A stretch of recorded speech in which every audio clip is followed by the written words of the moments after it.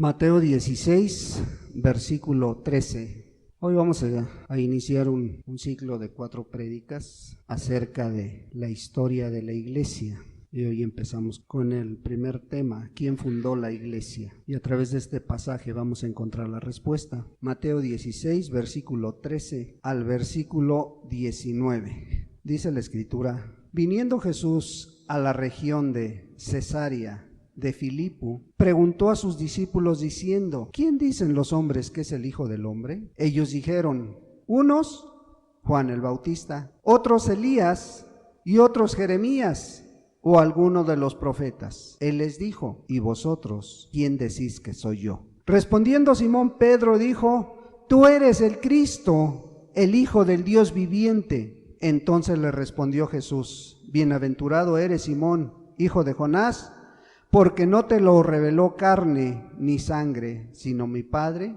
que está en los cielos. Y yo también te digo que tú eres Pedro, y sobre esta roca edificaré mi iglesia, y las puertas del Hades no prevalecerán contra ella. Y a ti te daré las llaves del reino de los cielos, y todo lo que atares en la tierra será atado en los cielos, y todo lo que desatares en la tierra será desatado en los cielos. Padre, en el nombre de Jesús, te damos gracias por esta palabra, Señor, y pedimos la asistencia de tu Santo y Precioso Espíritu, Señor, para poder entenderla, Señor. Danos la sabiduría y la gracia para entender, Señor, con qué propósito le estabas dando esta palabra a tus discípulos, Señor. Que hoy podamos entenderlo también nosotros, Señor. Y sobre todas las cosas que, pues, amado Dios, que suceda lo que sucedió en la vida de Pedro, que el Padre revele al Hijo en cada uno de nosotros, Señor. Padre, ayúdanos, Señor, ayúdanos a entenderlo y también a ponerlo por obra, Padre, en el precioso nombre de Jesucristo, tu Hijo amado. Amén. Pues vemos que Jesús pues estaba retirado de Galilea, y era un momento muy especial hermanos, ¿sí?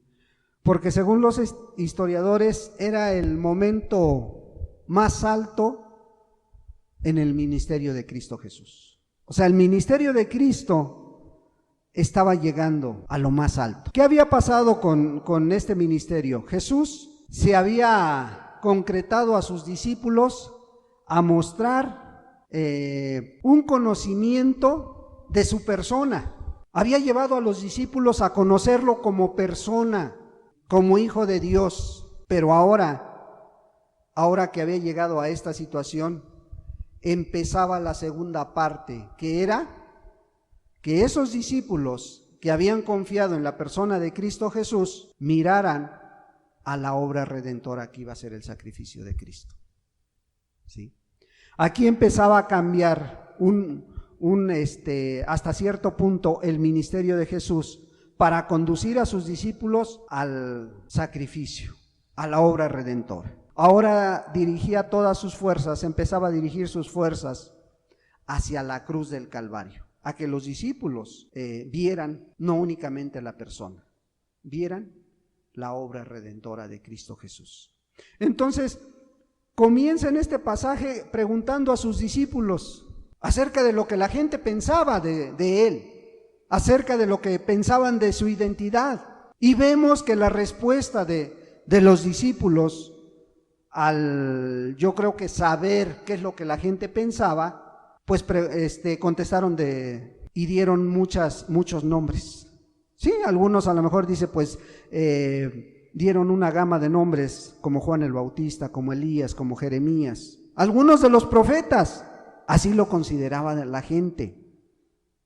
Pero consideraba la gente a Cristo Jesús como uno más, como un profeta más. Era un profeta más entre tantos. Lo consideraban muy bueno, pero no el mejor. O sea, no consideraban que él era el enviado, ¿sí? Lo consideraban grande, pero no el supremo. Y eso era lo que la gente creía. Lo consideraban un profeta, pero no el profeta que estaban esperando ellos. El Mesías, en otras palabras. Pues esto era una respuesta a medias, porque si él fuese solo un hombre más, era falso porque no podía ser el Mesías, ¿sí? El Mesías que el pueblo de Israel estaba esperando, el Mesías que Dios había prometido a su pueblo. Por eso él, después de esta respuesta, se concreta más a ellos. Bueno, eso es lo que piensa la gente, pero ¿tú qué piensas? Dice, ¿ustedes qué piensan? Por eso él les pregunta a sus discípulos, ¿quién creen? ¿Y vosotros quién decís que soy yo? Dice. Bueno, en esta pregunta viene una respuesta que hasta el día de hoy ha ocasionado pues mucha controversia, ¿sí? Porque Pedro le dice, tú eres el Cristo, el Hijo del Dios viviente. En otras palabras le está diciendo, tú eres el Mesías, ese Mesías que el pueblo está esperando. Nuestro Señor le dice, efectivamente, y yo te digo también que tú eres Pedro, le dice.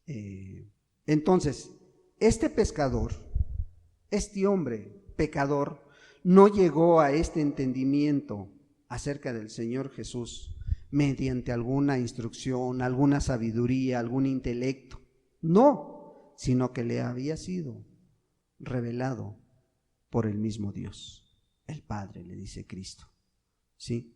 Pero el Hijo tenía algo importante que decir también a Pedro, ¿sí? O sea, no nada más se estaba quedando ahí, ¿sí? Sí, le dice Pedro, tú eres el Cristo, el Hijo del Dios viviente. Entonces le respondió Jesús, bienaventurado eres felicísimo, Pedro. ¿Por qué? Porque no te lo reveló carne ni sangre, sino mi Padre que está en los cielos. ¿Y cuánta falta hace que esta revelación venga a muchos hoy en día? Una revelación del Hijo de Dios. Por eso el Señor Jesús añade, y yo también te digo que tú eres Pedro. Fíjate sobre esta revelación. Y yo también te digo que tú eres Pedro, y sobre esta roca edificaré mi iglesia. Y aquí es donde empieza la controversia, ¿verdad? Y yo también te digo que tú eres Pedro, y sobre esta roca edificaré mi iglesia, y las puertas del Hades no prevalecerán contra ella. Pues todos sabemos que este texto se lo apropian la Iglesia Católica, ¿verdad? De aquí dicen ellos que nace el papado, pero realmente es lo que estaba diciendo el Señor Jesús a ellos, o por qué le estaba diciendo, ¿sí? Y yo también te digo que tú eres Pedro, y sobre esta roca. A ver, entendamos el contexto. El contexto es que le está diciendo, bienaventurado eres Simón, hijo de Jonás, porque no te lo reveló carne ni sangre, sino mi Padre que está en los cielos. ¿A qué se estaba refiriendo? A la afirmación que Pedro le estaba dando de Cristo Jesús, ¿verdad? Que le estaba diciendo, tú eres el Cristo, el Hijo del Dios viviente. Entonces Jesús le dice, ok, sobre esa verdad, que yo soy el Cristo, que yo soy el Mesías, sobre esa verdad, ¿sí?, edificaré mi iglesia. Eso es lo que realmente le está diciendo. No le está diciendo, sobre ti edificaré mi iglesia. No, porque si tú terminas leyendo el texto, dice, y sobre esta roca, o sea, ¿cuál roca? Sobre esa verdad sólida que acabas de decir, que yo soy el Mesías, dice, sobre esa verdad yo edificaré mi iglesia, no tu iglesia. Dice, yo edificaré mi iglesia. Entonces, ¿por qué tanta controversia, hermanos? Sí, porque tratan de acomodarse los textos, los sacan de contexto y no alcanzan a entender, pero lo que realmente el Señor Jesús le estaba diciendo es, esa verdad que acabas de entender, que yo soy el Mesías, sobre esa verdad edificaré mi iglesia. ¿Por qué es la controversia? Porque muchos dicen que es el mismo significado, roca o piedra. Para entenderlo, necesitamos ver detenidamente este problema, porque surge de hecho de las palabras griegas, ¿sí?, para Pedro y para roca. Y ahí está la diferencia, hermanos. O sea, estas palabras en el griego suenan similares, ¿sí?, pero su significado son diferentes la una de la otra, ¿sí? En el griego son similares. Su significado pudiera ser idéntico, pero ya viéndolo detenidamente, los significados a lo que se están refiriendo son muy diferentes. El primer término de Pedro, que en griego quiere decir Petros, y significa piedra o canto suelto. Piedra también en otro significado es piedrecilla. No te está hablando de una roca, ¿sí? De una piedra o piedrecilla. Bueno, y el segundo significado, que es para roca, que quiere decir Petra, significa peña o una base rocosa, y es muy diferente a una piedra, ¿sí?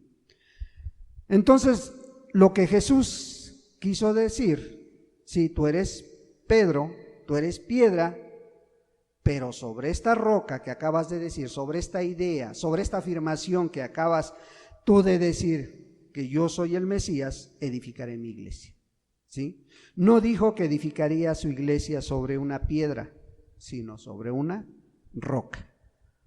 Bueno, entonces si Pedro no es la roca, entonces, ¿qué es la roca, no? Y la roca, acabamos de escuchar, es Cristo Jesús, es Dios mismo. Si nos mantenemos en el contexto, la evidente respuesta es que la roca es la confesión hecha por Pedro de que Cristo es el Hijo de Dios. Eso es realmente el significado de este texto, ¿verdad? Y pues nos enseña que la iglesia de Jesucristo tiene que estar fundada sobre la piedra principal, que es Él, ¿sí? Entonces estamos edificados sobre el fundamento que es Cristo Jesús. Y ese fundamento fue transmitido por los apóstoles y los profetas, ¿sí? Y no se refiere a ellos mismos el fundamento establecido, sino a las enseñanzas que Cristo Jesús dejó en esta tierra. Entonces, los judíos tenían muy claro este ejemplo que Jesús les estaba dando. ¿Por qué? Porque ellos sabían que la palabra roca, a través del hebreo que se escribió el Antiguo Testamento, ellos sabían que la palabra roca siempre había sido para Dios, impuesta para Dios, como un ejemplo, como un símil, pero había sido para Dios, para ninguna persona. Y ellos sabían, estaban ahí en Filipos y sabían que se estaban refiriendo a una roca. La roca es símbolo de la deidad de Dios. Por eso Cristo mismo está diciendo: edificaré mi iglesia, y sobre esta roca edificaré mi iglesia. No de una denominación, no de un lugar, no, mi iglesia, dijo. Entonces, pues si vemos, Pedro nunca se refirió a sí mismo como el fundamento de la iglesia. Tú puedes ver los escritos, las dos cartas de Pedro, y nunca se refirió a aquel, era el fundamento, ¿sí? Aquí tenemos que en este texto que acabamos de leer, de Mateo 16, 18, es la primera vez que se pronuncia la palabra iglesia en toda la Biblia. Antes del Nuevo Testamento no se pronuncia. Por ningún lado tú puedes encontrar que fuera a fundarse una iglesia. Entonces, pues vemos que es la primera mención que se hace, no que se esté fundando ya aquí en este pasaje, sino que se iba a hacer, iba a fundarla Cristo Jesús. Y esta iglesia, pues, si no es mencionada en el Antiguo Testamento, tiene que aparecer hasta después de la muerte de Cristo Jesús. Es cuando surge la iglesia primitiva, ¿sí? Y esta iglesia iba a ser un parteaguas. ¿Por qué? Porque iba a ser una sociedad distinta. Iba a ser una sociedad distinta a que todo el mundo conocía. Esa sociedad que el mundo no conocía, bueno, iba a aparecer. Y ya en todo el Nuevo Testamento, después de Hechos empieza a aparecer y Pablo la menciona de muchas maneras, como la esposa de Cristo, como el cuerpo de Cristo, como la novia. También aparece en alguna parte, ¿sí? Y su llamamiento y su destino pues era celestial, hermanos, es celestial. Entonces, pues difícil que entendamos esto si no ponemos la firme base que es Cristo Jesús, fundador de la iglesia, ¿verdad? Y le dice algo más, en el 19 le dice, y a ti te daré las llaves del reino de los cielos, ¿sí? Esto no significa, hermanos, que Pedro recibiese la autoridad de admitir a las personas en el reino, sino que tiene que ver con el reino de los cielos sobre la tierra. O sea, él tenía la oportunidad de abrir o cerrar la puerta.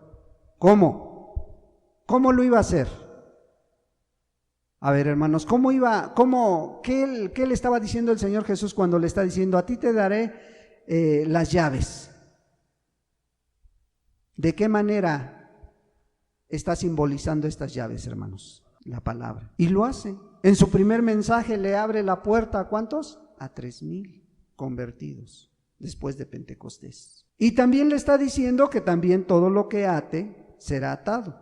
O sea, todo aquel que no quiere arrepentirse, pues también va a quedar atado en sus delitos y pecados, ¿sí? O sea, en otras palabras, lo que le está diciendo, a ti te voy a dar las llaves, que es el evangelio, que es la palabra verdadera, ¿sí? Y todo este mensaje, pues lo tomó Pedro y lo tomaron los discípulos, pero se lo está diciendo a Pedro porque él iba a ser el principal líder de los discípulos. Él fue el principal cabecilla de los discípulos de Jesús, aunque vemos que tuvo caídas, aunque vemos que a través de su vida puedes mirar que negó 3 veces a Jesús, él fue restaurado y fue levantado como ese líder de los 12 discípulos. Bueno, a grandes rasgos hemos visto este mensaje, ¿verdad? Entonces, iglesia, si tú lo buscas en un diccionario, quiere decir asamblea, pero también quiere decir una congregación de gentes, una reunión de personas. Y también lo puedes encontrar su significado como un templo, como un santuario. Eso es lo que puedes encontrar en algún diccionario si tú lo buscas, ¿sí? Pero si a través de lo que hemos leído nos damos cuenta, no es esa reunión o esa congregación o ese templo a lo que se está refiriendo el Señor Jesús. El Señor Jesús está refiriéndose a una iglesia, ¿sí? Y estaba mencionando que es cierto que la gente se puede reunir con cualquier motivo, pero eso no significa que sea la iglesia de Cristo. En otras palabras, no en una reunión como estas, todos son iglesia. Es una congregación donde nos congregamos en el nombre de Cristo Jesús, pero no todos son iglesia. La iglesia es algo diferente, ¿sí? La iglesia que se está refiriendo Cristo Jesús, en el griego se escribe eclesia, ¿sí? K de kilo, no, K de kilómetro, doble K, L-E-S-I-A, y significa, su significado quiere decir llamar fuera. Fíjate, este significado pudiera traer algo del significado de lo que está diciendo Cristo Jesús, porque cuando está llamando fuera, puedes tú entender este llamado como fuera del mundo, fuera del pecado, fuera de seguir ofendiendo a Dios, ¿sí? Y Jesús solamente menciona 2 veces a la iglesia. En todos los evangelios tú vas a ver que menciona 2 veces a la iglesia.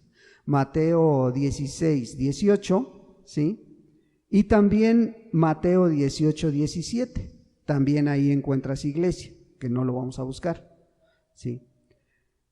Lo que nos vamos a concretar a ver es que la iglesia primitiva aparece después de Pentecostés, después de la gran promesa del derramamiento del Espíritu, viene y se funda esa gran iglesia que Cristo había mencionado. Y la podemos ver frecuentemente mencionada en las cartas de Pablo, y él mencionaba a esta iglesia como el cuerpo de Cristo.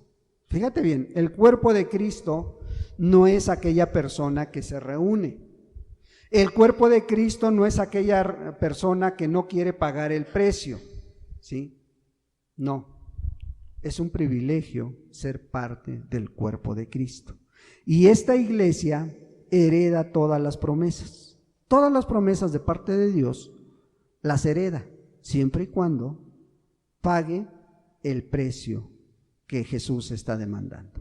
Y vemos cómo las promesas que Dios hace, las hereda esta iglesia. Colosenses 1, aquí vamos a empezar a ver algunos textos.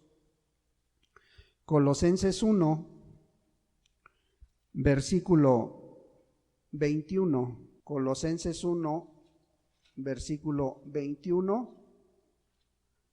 Le vamos a dar lectura hasta el versículo 27. Fíjate bien, ¿sí?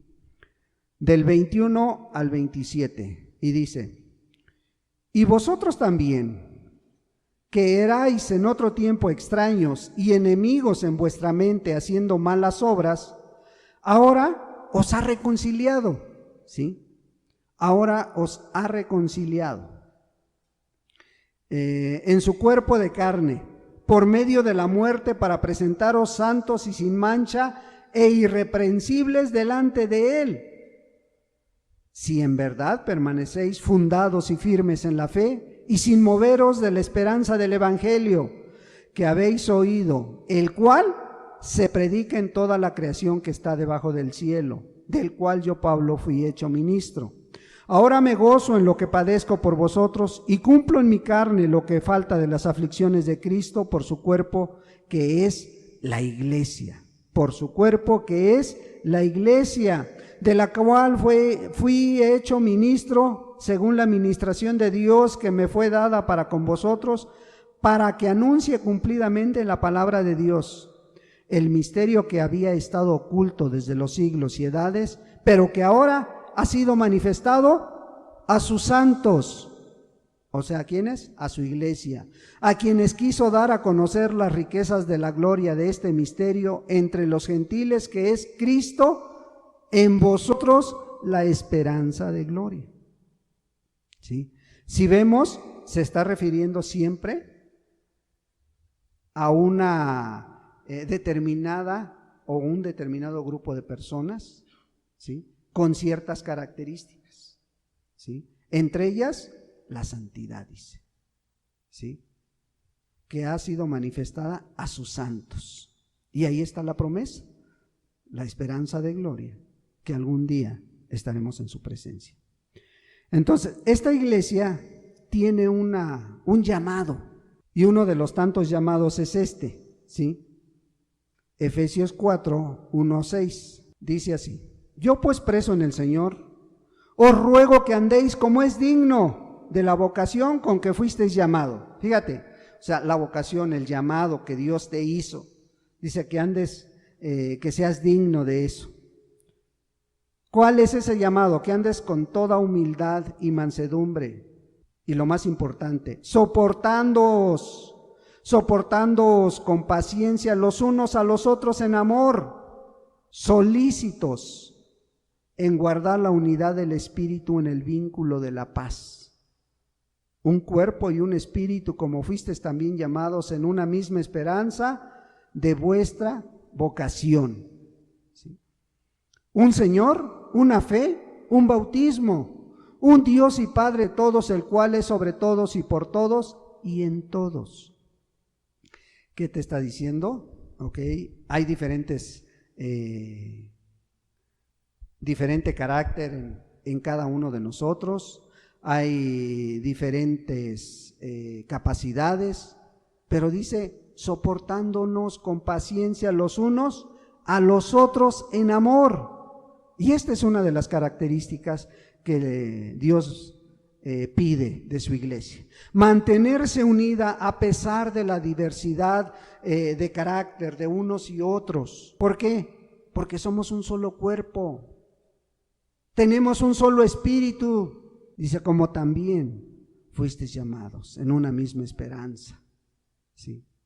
Porque tenemos un Señor, una fe, un bautismo, un Dios y Padre de todos, el cual es sobre todos y por todos y en todos.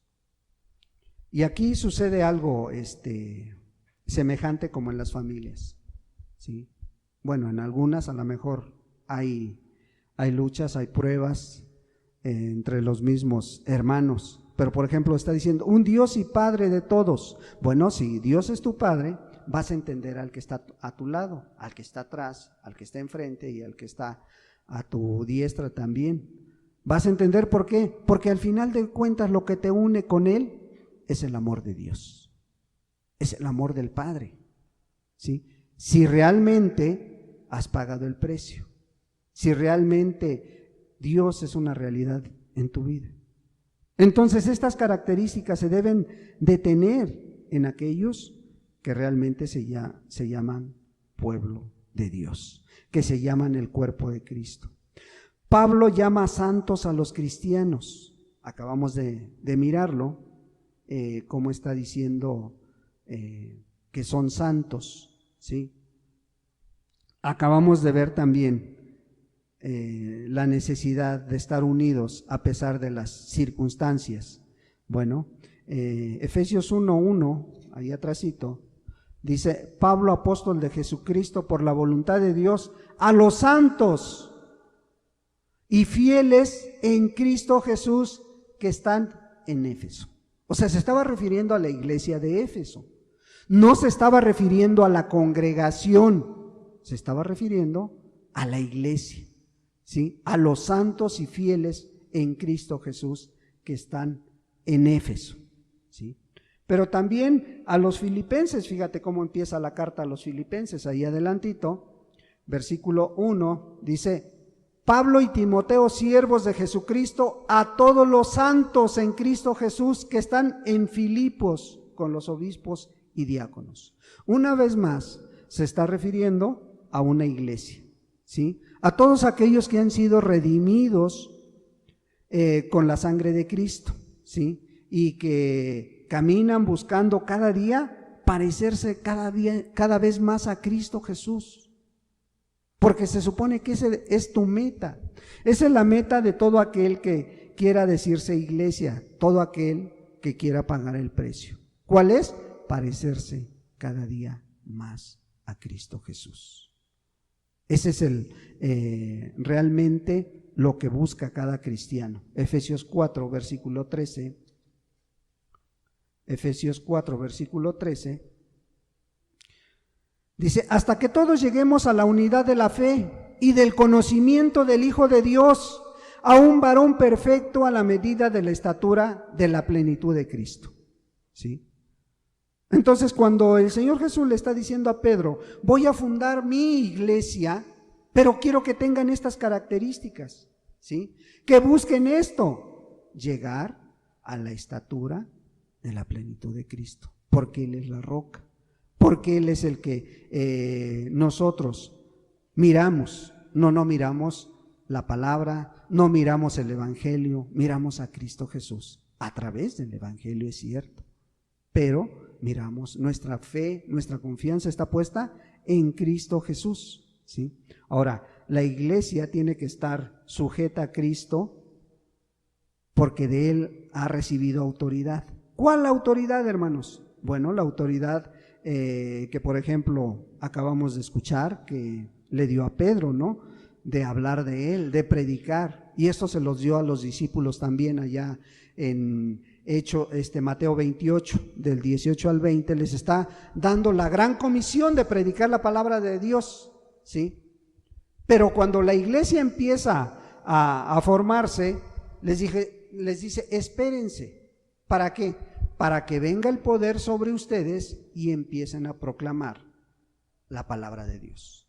¿Dónde reciben el poder? Hechos 1, versículo 8, es cuando viene el poder, ¿sí? Cuando viene el mensaje de parte de Dios que les dice, y recibiréis poder cuando seas, ¿qué? Embestidos del Espíritu Santo, revestidos, cuando tu vida esté llena del Señor, cuando tu vida ya esté mirando a Cristo Jesús, cuando tu vida esté consagrada a servirle a Dios, tú vas a recibir ese poder para poder predicar la palabra de Dios.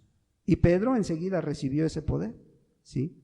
No da el poder para que lo uses a como tú quieras. No te da el poder para imponer rituales, para decirle a la gente, tienes que ser de esta manera, tienes que hacer esto, tienes que hacer aquello. No, te da el poder para predicar las buenas nuevas de salvación. Cuando allá en los Hechos, uno de los primeros acontecimientos que sucedieron en una iglesia, donde querían imponer rituales, se juntan los más sabios, en este caso los más ancianos, se juntan y llegan a un acuerdo. Hechos 15.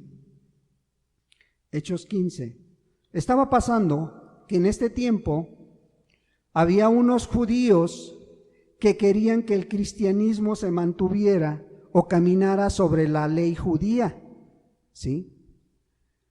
Pero había otros que venían de los gentiles, que era Pablo, que había predicado a los gentiles, veía que la ley ya no era necesaria, ¿sí?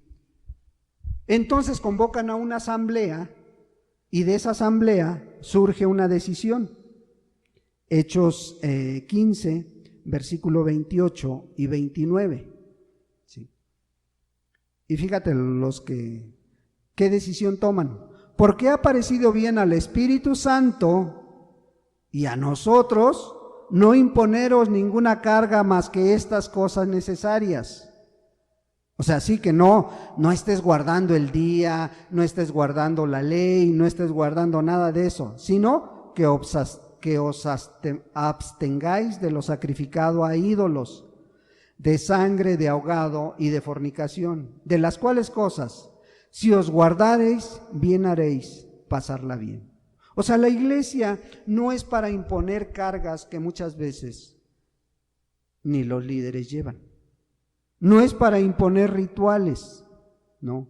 La iglesia es para predicar la palabra verdadera, para reprender el pecado, si es cierto, para reprender el pecado como lo hicieron los discípulos, ¿sí? Y tú puedes ver que la primera vez que esta iglesia reprendió el pecado fue muy fuerte.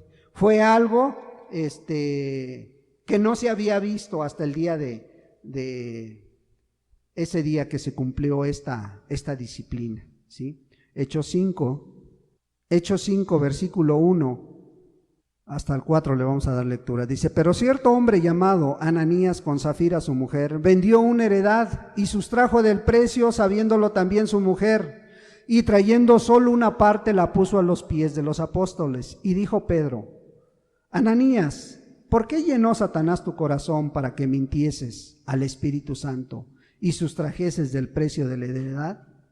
Reteniéndola, no se te quedaba a ti, y vendida no estaba en tu poder. ¿Por qué pusiste esto en tu corazón?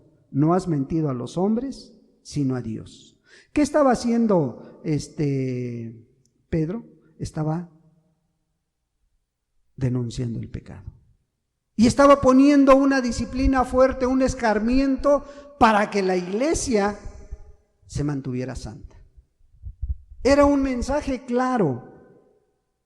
Y es un mensaje claro que dentro de las iglesias cada quien va a dar cuentas delante de Dios. ¿Cómo es esto? Que tú podrás engañar al que te ministra, podrás engañar al hermano, al pastor, al evangelista, podrás engañar a todo mundo, pero a Dios no se le puede engañar, hermanos. ¿Sí? Y aquí estaba sacando la verdad ¿sí? Pedro tenía ese discernimiento del Espíritu para denunciar el pecado y lo estaba haciendo. Y tenía que ser algo radical para que la gente viera que es necesario vivir en santidad. Pertenecer a esa iglesia es cierto, es un anhelo, yo creo que para mucha gente, pero hacerlo de la manera correcta, de la manera adecuada.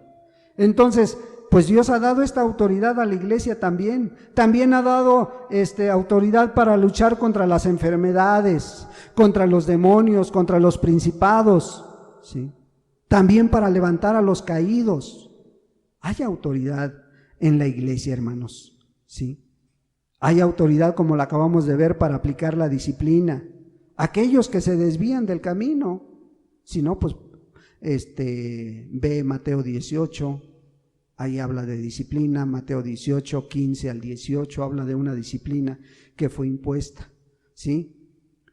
Entonces, en respuesta a la confesión que estaba haciendo Pedro al Señor Jesús, ¿sí?, viene la promesa de establecer esa iglesia que tenía que cubrir estos requisitos, ¿sí?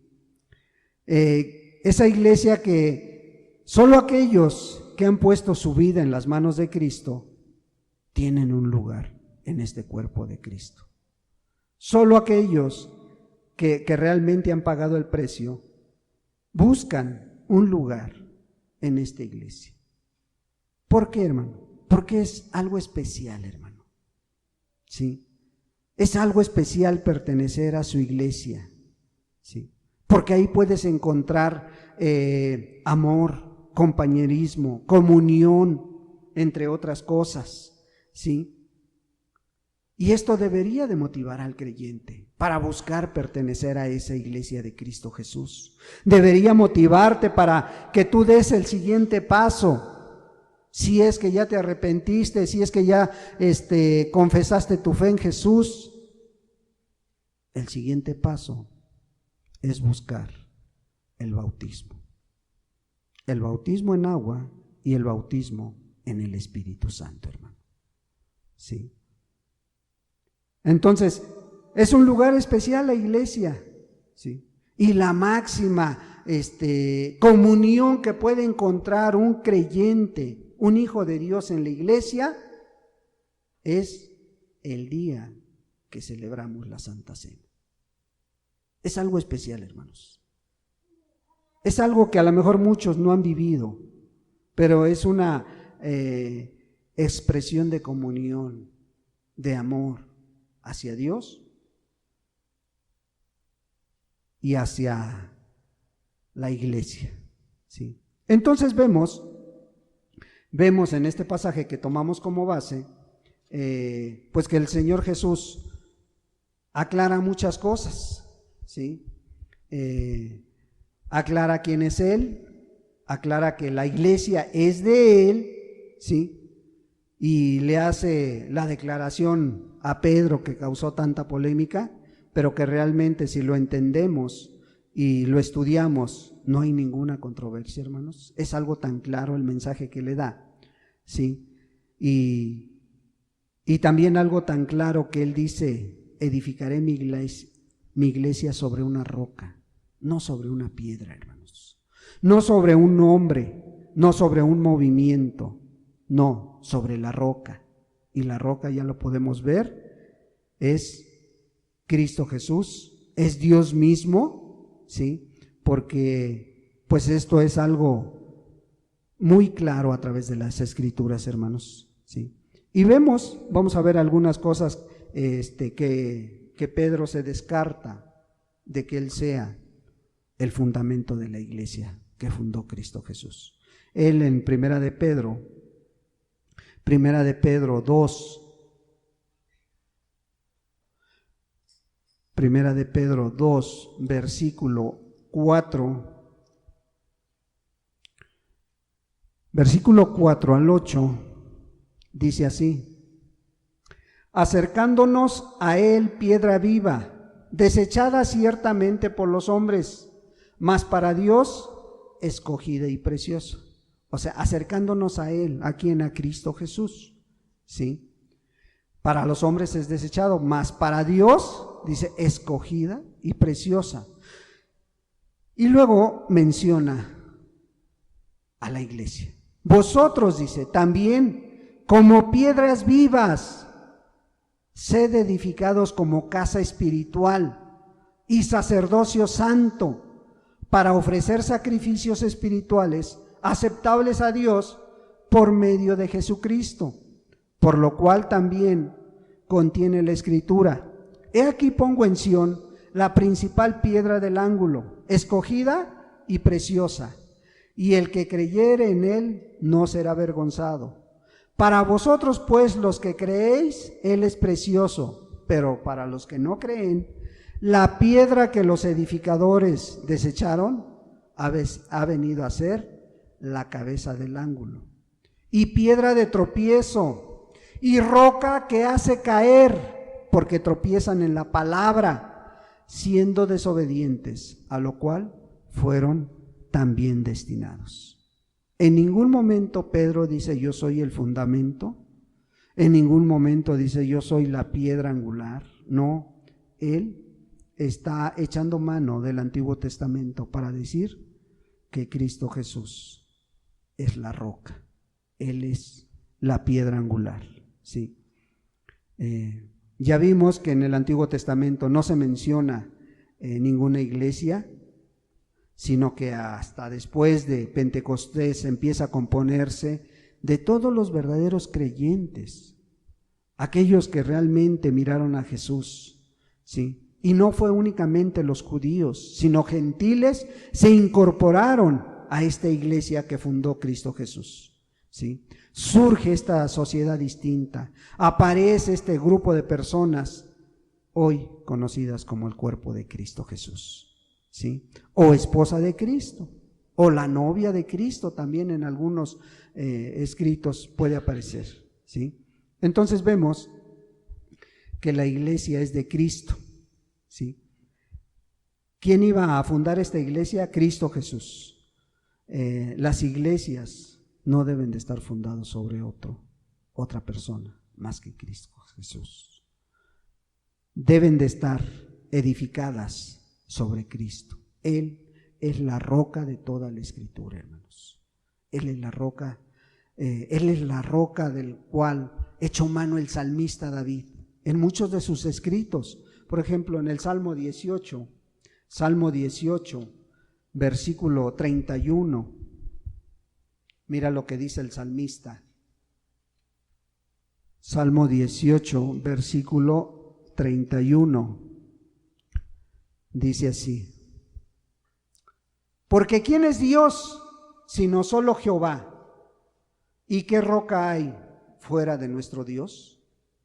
No está diciendo ¿qué piedra hay fuera de nuestro Dios? No, la roca es Dios. Versículo 46 de este mismo capítulo: viva Jehová y bendita sea mi roca, y enaltecido sea el Dios de mi salvación. Y bendita sea, ¿acaso estará diciendo mi piedra, mi roca? Aquella cosa material. No, está hablando de Dios. Salmo 62, versículo 2. El rey David decía esto: Él solamente es mi roca y mi salvación, es mi refugio, no resbalaré. Fíjate, ¿sí? Él solamente es mi roca y mi salvación. David no se equivocaba. David estaba bien seguro de quién era la roca. Salmo 95, 1. Venid, aclamemos alegremente a Jehová, cantemos con júbilo a la roca de nuestra salvación. ¿Sí? O sea, siempre se le da el símil a Dios, la roca. ¿Sí? Pablo también hablaba de la roca. ¿Sí? Romanos 9 también era la roca de Pablo.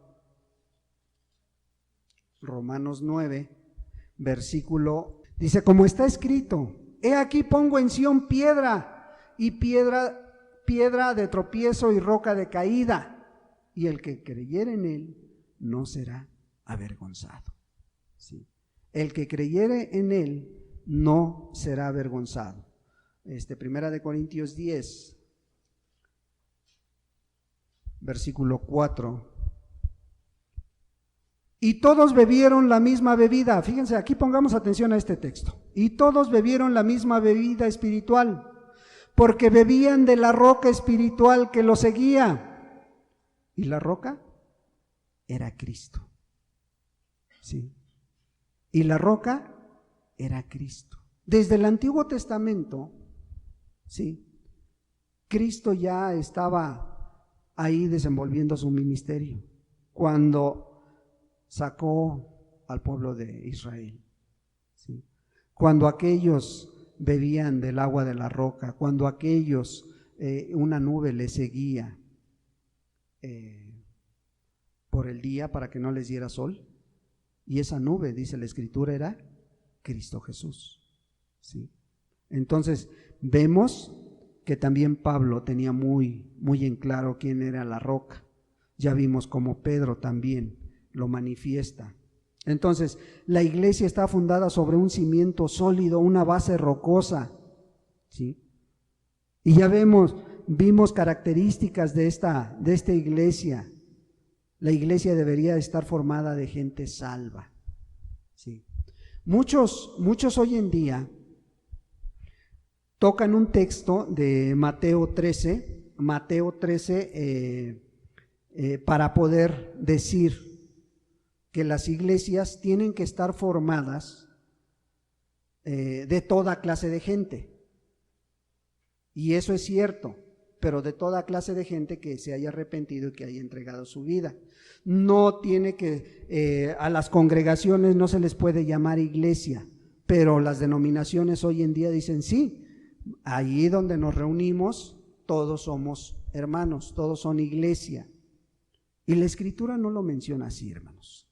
Mateo 3 está dando una parábola, ¿sí?, que está hablando, claramente nos deja ver que hay una diferencia entre lo que entendemos como iglesia y lo que él está mencionando.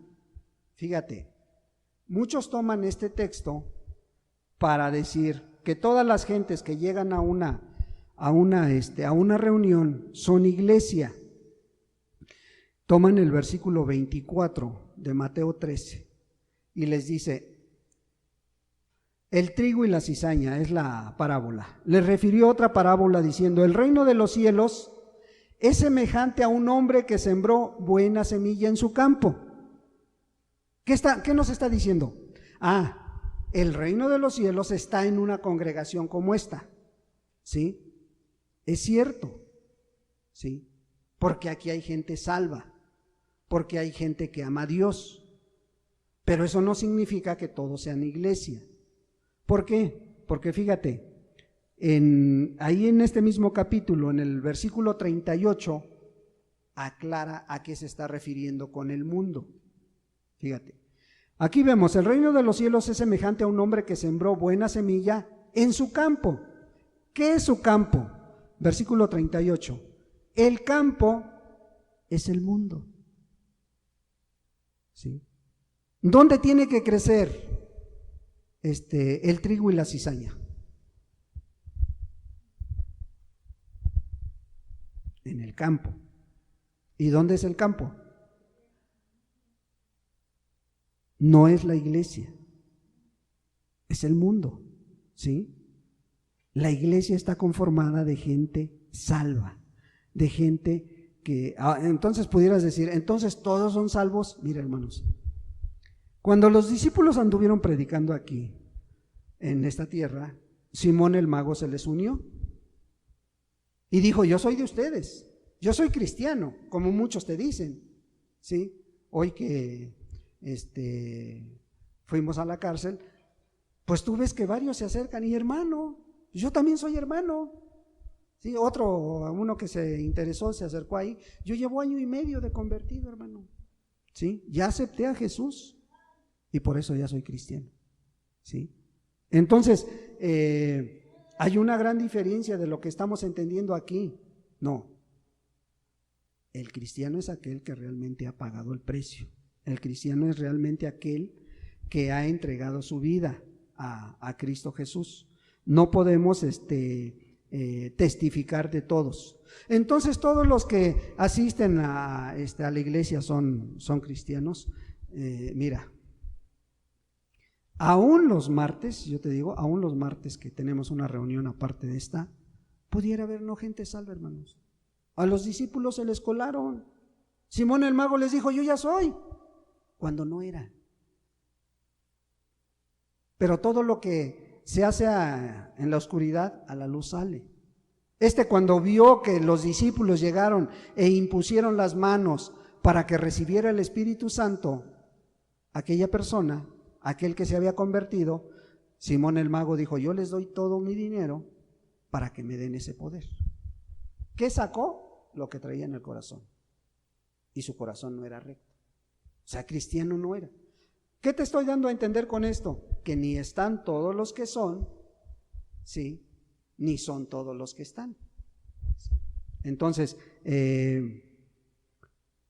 vemos que la Escritura es muy clara, ¿sí? Vemos que el Señor Jesús está quitando cosas que se pudieran venir arrastrando, ¿sí? Pero vemos que el cuerpo de Cristo es una realidad en esta tierra y que sí se puede caminar. ¿Por qué? Porque hay personas que ya están caminando en ese cuerpo de Cristo, hermanos. Colosenses 1,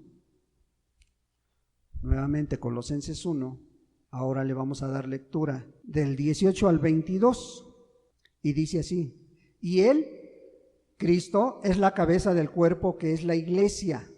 Es la cabeza del cuerpo que es la iglesia, el que es el principio, el primogénito de entre los muertos, para que en todo tenga la preeminencia, o sea, que en todo sea el primero, por cuanto agradó al Padre que en él habitase toda plenitud, y por medio de él reconciliar consigo todas las cosas, así las que están en la tierra como las que están en los cielos, haciendo la paz mediante la sangre de su cruz. Y vosotros también, que erais en otro tiempo extraños y enemigos en vuestra mente, haciendo malas obras, ahora os ha reconciliado. ¿Dónde? En su cuerpo de carne, o sea, en su iglesia, ¿sí? Por medio de la muerte, para presentaros santos y sin mancha e irreprensibles delante de él, ¿sí? ¿En dónde te ha reconciliado? En su cuerpo de carne, o sea, en su iglesia, ¿sí? En esa iglesia que él ha fundado, ¿sí? ¿Cómo? Por medio de la muerte. Para que un día, ¿sí?, si él ya pagó tus pecados en la cruz del Calvario, te pueda presentar santo, o sea, apartado para él y sin mancha. Fíjate, ¿sí? Y ese es algo que la iglesia aspira y debe de tener. La iglesia también es la esposa, es la esposa de Cristo, ¿sí? Y tiene como propósito llevar gloria a Dios. No, el propósito no es, bueno, ya me salvé, entonces ya pues ya vamos a reunirnos cada domingo, cada martes y sigamos adelante. No, tiene un propósito, llevar gloria a Cristo Jesús. Para eso fue formada la iglesia. Efesios 3, versículo 21. A Él sea gloria en la iglesia, en Cristo Jesús, por todas las edades, por los siglos de los siglos. Amén. El propósito es llevar gloria a Cristo. A Él sea gloria. ¿En dónde? En la iglesia, en tu vida. Tienes que vivir para llevarle gloria a Cristo Jesús, ¿sí? ¿Y sabes por qué? Porque tú eres una piedra viva, así como Pedro lo está diciendo en su carta, que vosotros también sois piedras vivas. Piedras vivas que estamos unidas con un propósito: ser parte de este cuerpo de Cristo Jesús. Y en este cuerpo no hay dos piedras iguales. En este cuerpo es como tu cuerpo. No tienes dos miembros idénticos que hagan la misma función. Ay, pero mis dedos se parecen. Sí, pero cada uno tiene su función. Cada miembro de tu cuerpo tiene su función. Sí. Tu mano izquierda no puede hacer lo que hace la derecha. ¿Sí? Te puedes acostumbrar a lo mejor a hacer las cosas, pero no lo vas a hacer igual si no tienes un miembro. Primera de Corintios 12, versículo 12, dice así: porque así como el cuerpo es uno y tiene muchos miembros, pero todos los miembros del cuerpo, siendo muchos, son un solo cuerpo, así también Cristo. Porque por un solo espíritu fuimos todos bautizados en un cuerpo, sean judíos o griegos, sean esclavos o libres, y a todos se nos dio a beber de un mismo espíritu. Además, el cuerpo no es un solo miembro, sino muchos. Si dijera el pie, porque no soy mano, no soy del cuerpo, por eso no será del cuerpo. Y si dijera la oreja, porque no soy ojo, no soy del cuerpo, por eso no sería del cuerpo. Si todo el cuerpo fuese ojo, ¿dónde estaría el oído? Si todo fuese oído, ¿dónde estaría el olfato? Mas ahora Dios ha colocado los miembros, cada uno de ellos, en el cuerpo como Él quiso. Fíjate, porque si todos fueran un solo miembro, ¿dónde estaría el cuerpo? Pero ahora son muchos los miembros, pero el cuerpo es uno solo. Ni el ojo puede decir a la mano, no te necesito, ni tampoco la cabeza a los pies, no tengo necesidad de vosotros. Antes bien, los miembros del cuerpo que parecen más débiles son los más necesarios. Fíjate. Entonces, si nosotros somos un cuerpo formado en Cristo Jesús, debes de saber que lo que tú dejes de hacer en ese cuerpo no lo va a hacer otro, porque tú eres diferente a los demás. Tú tienes una función en ese cuerpo. Tú tienes algo que cumplir en ese cuerpo, ¿sí? Algo que desempeñar. Por eso te decía, Dios no te llamó para que siempre busques únicamente congregarte domingo y martes. Tienes que hacer funciones también de iglesia en la semana. ¿Dónde? Ahí en tu casa, con tu familia, ahí en tu trabajo, con tus conocidos. Siempre hay algo que hacer para llevarle gloria a Dios. Y también algo bien importante que le dijo el Señor Jesús a Pedro: y las puertas del Hades no prevalecerán contra ella. A ver, hermanos, ¿a qué se estaba refiriendo cuando le estaba diciendo esto? ¿Sí? Cristo nos está asegurando, nos está afirmando que el cuerpo de Cristo, que la iglesia, pertenecer a ella, ¿es seguro? Es segura. El que está ahí tiene un paso adelante de los demás. ¿Es seguro? ¿A eso se está refiriendo? ¿O qué quiso decir con las puertas del Hades? A ver, hermanos, ¿ya leyeron el pasaje? ¿Alguien que pudiera aportarnos algo a esta pregunta? Y las puertas del Hades no prevalecerán contra ella. Para empezar, ¿qué es el Hades, hermanos? El Hades es uno de los tantos significados que tiene y que después fue acomodado al infierno. Pero su real significado no es el infierno, hermanos. Hades en griego significa, y la usaban mucho para traducir un vocablo hebreo. Y este vocablo hebreo significa Seol.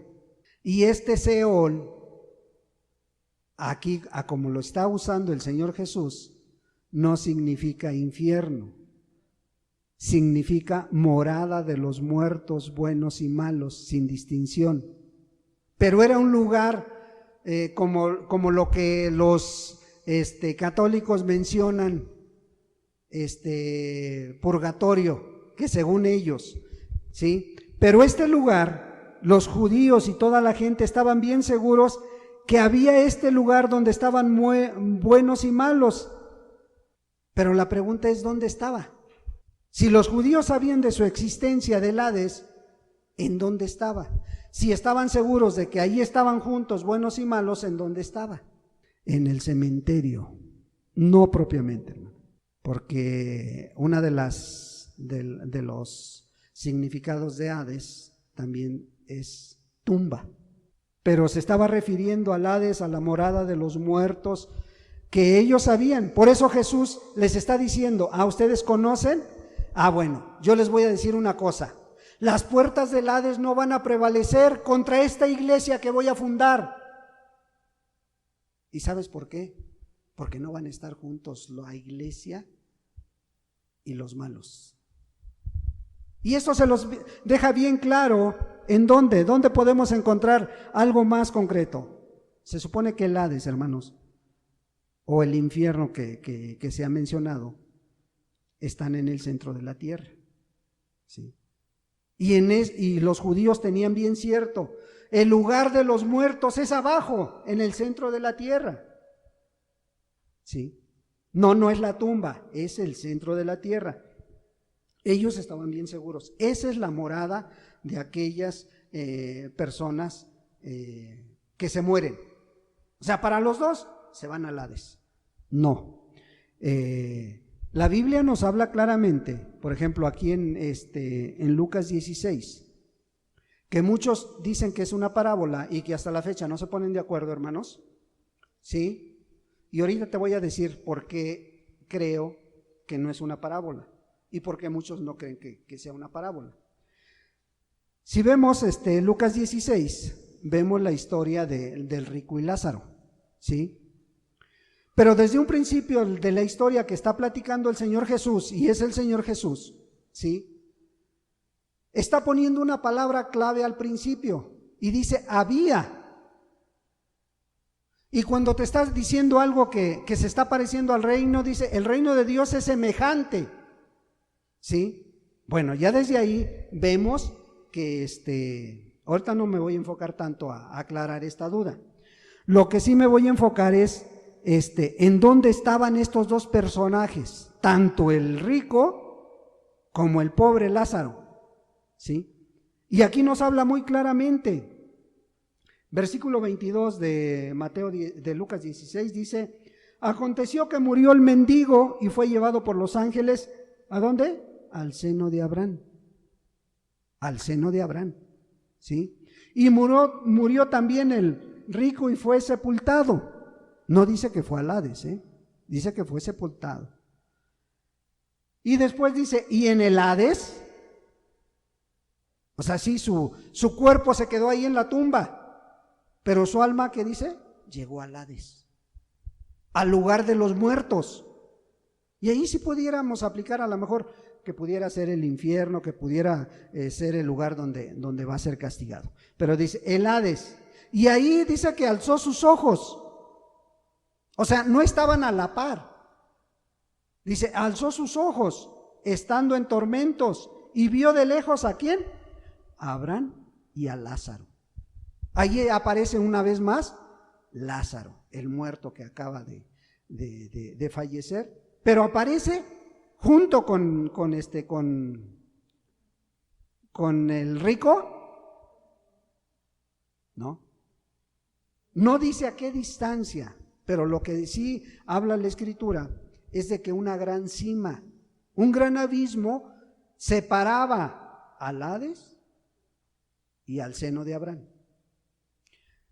El seno de Abraham existió, hermanos, hasta la muerte de Jesucristo. Todos los que murieron en el Antiguo Testamento, los profetas, todos, la mayoría de los teólogos, creen que estaban en el seno de Abraham. Y eso es cierto, hermanos, ¿sí? Se le conoce como el seno de Abraham o paraíso. ¿Sí? Bueno, posteriormente de esto, fíjate lo que dice el capítulo 23 de este mismo libro de Lucas 23. Si fuera una parábola, hermanos, Jesús no le hubiera prometido que él iba a estar ahí. ¿Y qué dice? Versículo 43 dice, entonces Jesús le dijo, de cierto te digo que hoy estarás conmigo. ¿En dónde? ¿En dónde estuvo Jesús los 3 días que estuvo muerto? En el paraíso. Por eso le está haciendo la promesa. Hoy estarás conmigo en el paraíso. ¿O acaso le dijo, oye, vas a estar conmigo en el cielo? ¿Por qué no le dijo, hoy estarás conmigo en el cielo? Hoy nos vamos a morir, hoy te vas conmigo al cielo.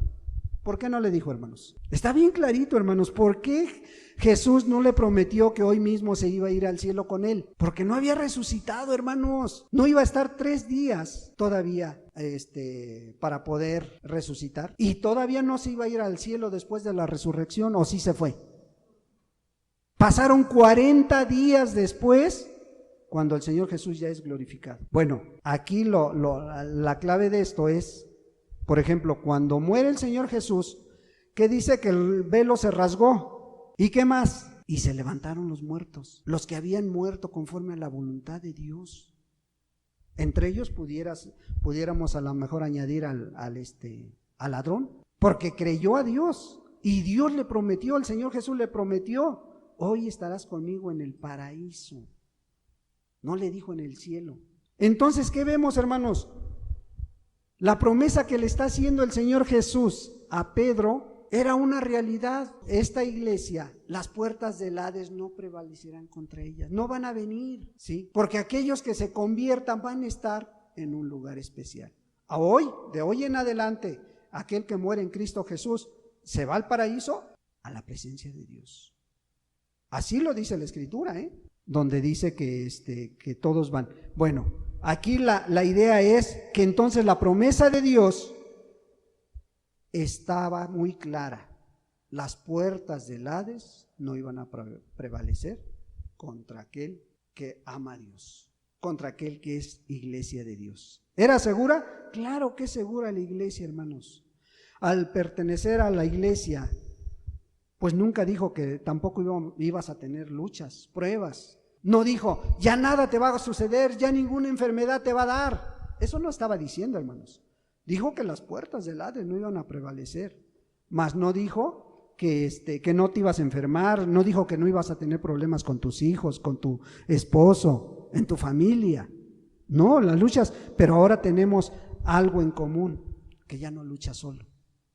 Jesús está a tu lado y una iglesia, si tú quieres echar mano de ella, puede estar orando por esa necesidad. ¿Por qué? Porque somos un cuerpo, ¿sí? Vendrán luchas, vendrán pruebas, y como lo vimos en la vida de los discípulos, si tú ves, ninguno terminó felizmente haciéndose viejo, ¿sí? El que más llegó a viejo fue desterrado, murieron crucificados de cabeza, Pablo degollado, ¿sí? Y muchas cosas que tú ves en los discípulos. Nunca les dijo, no van a sufrir, ¿sí? Entonces, la promesa es, esta iglesia va a permanecer. A pesar de todas las situaciones, hermanos, Dios siempre tiene un remanente, ¿sí? Así como se lo dijo a Elías, cuando Elías se sentía solo. No está solo. Hay quienes no han doblado su rodilla. Así podemos ver, oye, a lo mejor somos poquitos, pero si Dios está con nosotros, hermanos, que eso no te llene de temor, que al contrario, si tú estás viendo respuesta en tu oración, respuesta de que Dios está en este pequeño remanente, lucha para estar dentro de él, ¿sí? Y esta iglesia, y como muchas, va a permanecer hasta que Jesús venga o hasta que te llame a su presencia, hermano. Siempre va a haber un remanente, hermanos, ¿sí? Entonces, podemos concluir y hacer la pregunta. ¿Tú ya eres parte de esa iglesia?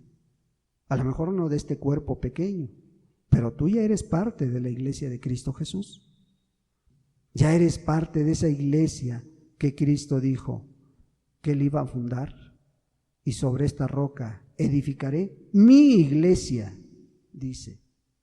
No es la iglesia de ninguno de nosotros, es la iglesia de Cristo Jesús.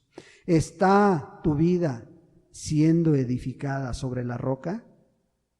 ¿Estás haciendo tu parte en este cuerpo de Cristo que Dios ha puesto en este lugar? ¿Estás haciendo tu parte, hermano, hermana? ¿Cómo estás preparado para la venida del Señor Jesús? ¿Sí? ¿Cómo esperas a Cristo Jesús? Como esa novia ataviada, esa novia llena de buenas obras, esa novia vestida de lino blanco y resplandeciente, como esa esposa ataviada de lino fino. ¿Así lo estás esperando, hermano? Qué bueno. Si ya eres parte de ese cuerpo de Cristo, gózate, alégrate, estás en los planes de Dios. Pero si no, hermano, ojalá y el Señor Jesús te motive a través del Espíritu a permanecer en esta iglesia y a pertenecer a ella, hermano. ¿Sí? Y que sea el Espíritu Santo, hermano, el que te atraiga, te cautive y te motive, hermanos. Demos gracias a Dios porque Dios nos permitió escuchar palabra de Él. Padre, en el nombre de Cristo Jesús, te damos gracias, Señor. Gracias, amado Dios, por tu palabra, Señor. Gracias porque, Señor Jesús, eres bueno, Señor, eres maravilloso, Dios. Ahora te rogamos, Señor, que tu Espíritu Santo, Señor, ponga el querer como el hacer en cada uno, Señor. Si aún hay personas que no pertenecen a tu iglesia, Señor, añade los que han de ser salvos en este lugar, Señor.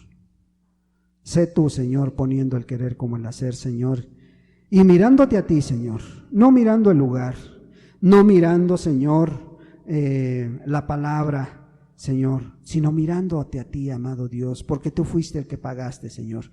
Es cierto, en la palabra encontramos, Señor, cómo llegar a ti, pero para eso necesitamos la asistencia de tu Santo y Precioso Espíritu, Señor. Necesitamos, Señor, que tú alumbres nuestra vida, Señor. Necesitamos ese entendimiento que tuvo Pedro, Señor, cuando tú le preguntaste, Señor, que quién eras tú. Y él contestó, tú eres el Cristo, el Hijo de Dios viviente. ¿Sí?